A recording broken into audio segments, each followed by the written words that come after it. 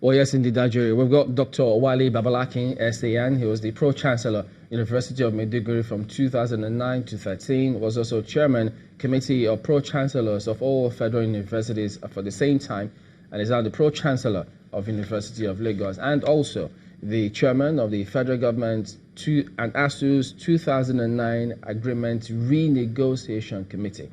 Thank you for coming on this morning. Good morning. Thank you for having me. Well, just before we get into this one, I know you heard background he was mentioned in that conversation, and it didn't work well. That's the impression some people have. What exactly happened? Did it go well?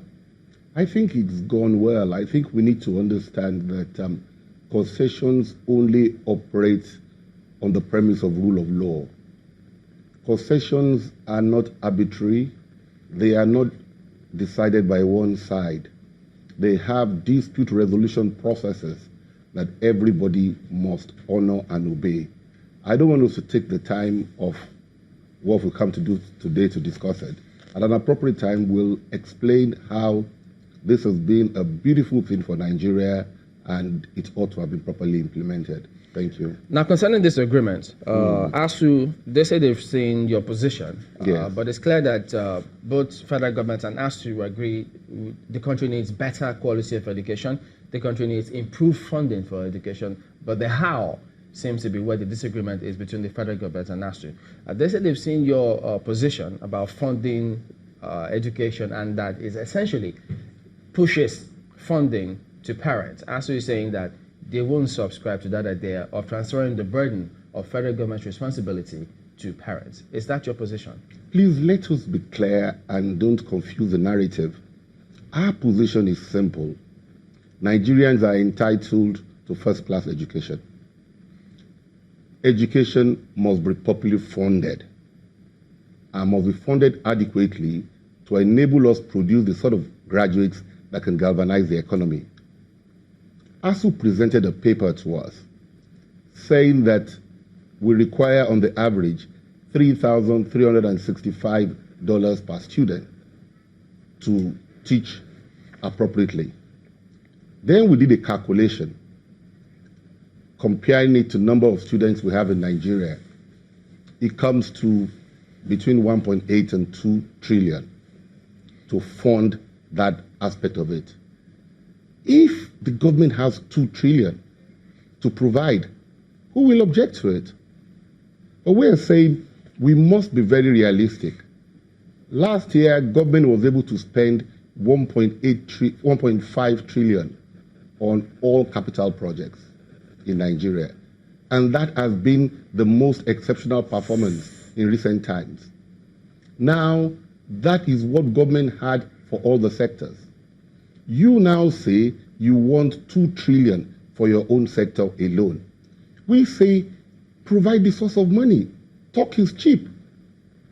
Then you come up and said, well, UNESCO says we must spend 26% of government revenue on education. We are not opposed to spending substantial money on education. But don't give us a narrative that is inaccurate. We've asked for the UNESCO report. Nobody's been able to present it till date. We say, don't get fixated on a percentage. Let's go for a needs-based budget. What we need is what we budget for. And if we need more than what you're asking for, let us look for it, but let's look for it in a sustainable manner. We also say, be careful about fixing percentages in an economy that is evolving. Last year, government budget was 9 trillion. This year, it's going to be 8.5 trillion. So if you are tied to a percentage, this year, you'll be spending far less than last year because you were tied to a percentage. Education cannot be funded that way. We must find a way of funding it with resources that are constant, that are determinable, and that are ring-fenced against the vagaries of the economy. So is that where your model came in, of having banks and parents and such funds? Maybe you should shed some light on that. What we've said is federal government alone cannot fund education. Education must be funded from all sources. This will include government spending more. This will include private sector participation. This will include alumni participation. And only on Saturday, the Vice President mentioned in University of Ibadan that we should also look at the capital markets. We cannot say that federal government alone should fund education. It will not work. Education must be funded by all of us, realizing that it is inescapable and is a necessity for our economy. So I'm just wondering, because this position that you've come up with, comparing that with that of 2009 and the agreements that ASUU said to have signed, they say, look, this was not on the table at the time. Is that the case? You see, I hope you listen to the Minister of Education. When ASUU started its industrial strike, the minister said, I want to avoid the pitfalls of yesterday. I take myself seriously. I take my signature seriously. I won't sign a document that cannot be implemented.